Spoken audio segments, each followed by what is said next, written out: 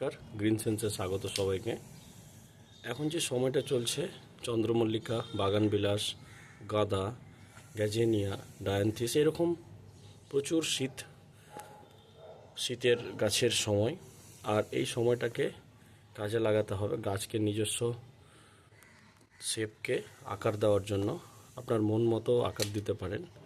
তো সেই জন্য গাছগুলোকে এই সময় একটু পরিচর্যা দরকার।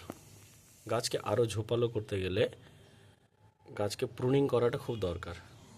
লাগাতার যদি আপনি প্রুনিং করতে থাকেন, তাহলে এই সামান্য একটা ছোট্ট ডাল থেকে একটা ঝোপালো চন্দ্রমল্লিকার ডাল বা চন্দ্রমল্লিকার ঝোপ তৈরি হবে। তো কোনো কাটার দিয়ে হোক কিংবা আঙুল দিয়ে হোক বা হাত দিয়ে হোক, এইভাবে আপনি প্রুনিং করতে পারেন। এখানে দেখুন, এরকম করে ধরে এইভাবে এটাকে প্রুনিং করে দিতে পারেন। তো অথবা নিজের হাতেও করতে পারেন, কারণ যত প্রুনিং করবেন বা যত পিঞ্চিং করবেন, তত এই চন্দ্রমল্লিকার ঝোপালো তৈরি হবে। সম্পূর্ণ আপনার হাতের কাজ। দেখুন, এই যে শুধু ডগাটা আমি কেটে বাদ দিয়েছি। এইভাবে পিঞ্চিং করবেন, কারণ যত পিঞ্চিং চন্দ্রমল্লিকার ঝোপ তত বেশি। এখন ফুল নেওয়ার দরকার নেই।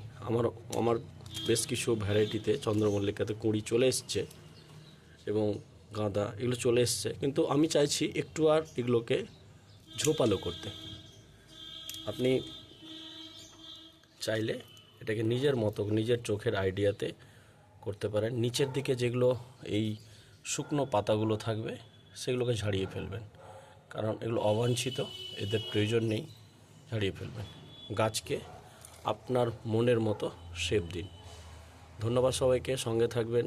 গ্রিন সেন্স চ্যানেল যদি ভালো লেগে থাকে, তাহলে একটা লাইক, একটু কমেন্ট আর সাবস্ক্রাইব করে দেবেন। আর আপনার নিকটবর্তী কোনো বন্ধুর কাছে একটু শেয়ার করে দেবেন। Thank you.